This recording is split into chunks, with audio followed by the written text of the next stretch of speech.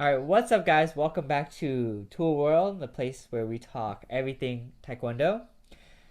This week, we're going to be discussing the difference between primary blocks and secondary blocks. But before we get into that, a quick shout out to our situational awareness seminar that's going to be happening next week, next Saturday. And you guys can register on our website at jewstkd.com/events. And don't forget about our Tool World Plus program as well. Just a little more in-depth review of patterns, techniques, stances, kicks, all that good jazz on that.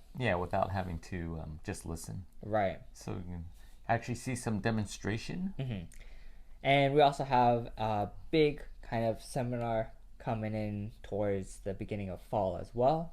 And I think that's going to be a grand slam. Grand Slam. Yeah. The Summit. The summit. Yeah. Why do they call it the Summit? I'm not sure. Anyway. Right. But let's get into it. So this last week, we were practicing with one of our adult yellow belts, and we were working on Dong Gun, and we came across to the twin outer forearm block.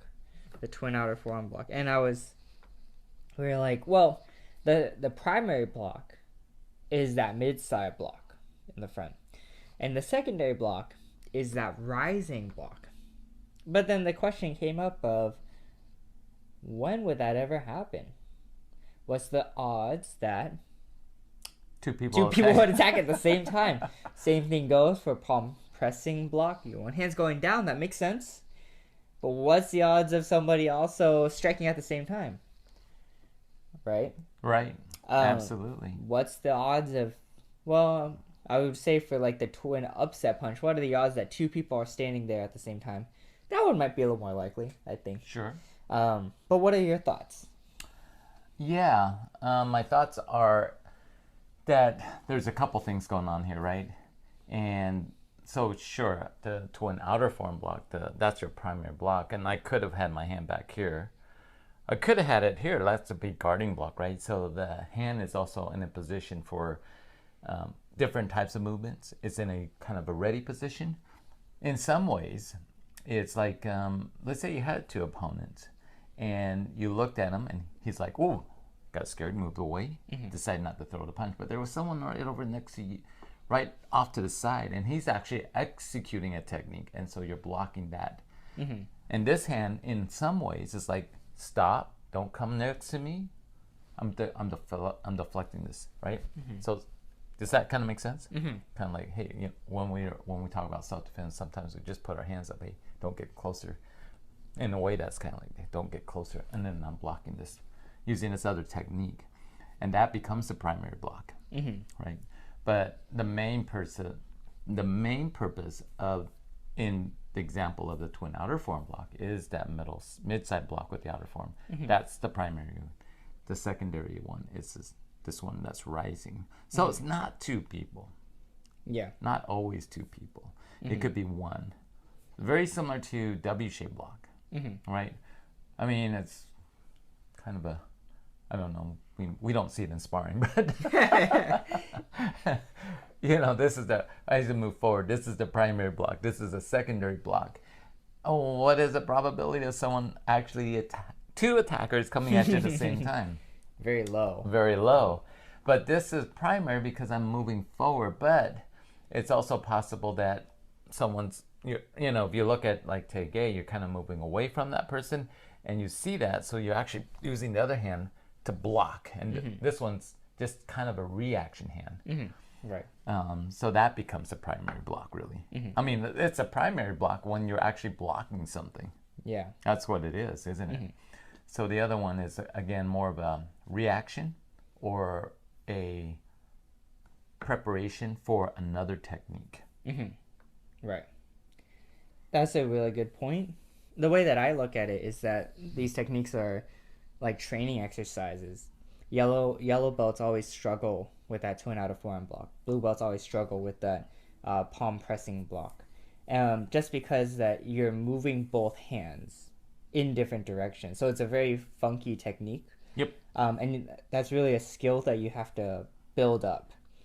And so I think by doing them, the way that I see it is that sometimes in sparring, that sometimes you have to do two blocks quick.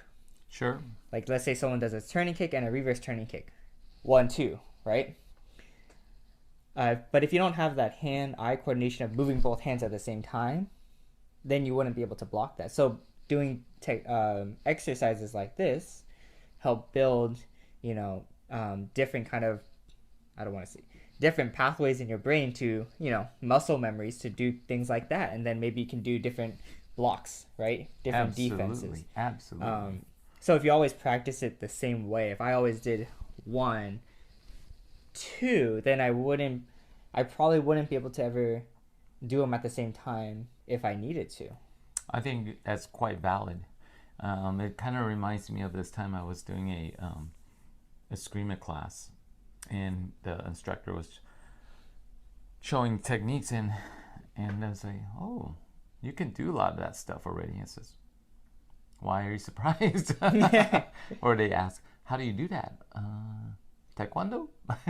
Yeah. Because you do certain things repetitively, and so it's not that difficult. You do find like new students who, like you said, yellow belts who are struggling to do that, but if you do it multiple amount of times, it becomes natural, and you might not actually use it, but you are training your body to do certain things. It's kind of like if I was in self-defense, would I kick someone in the head? Maybe, but I also do know that the probability of getting thrown or fall down goes up, right? And do you want to do that in a self-defense situation? I say no, don't do that.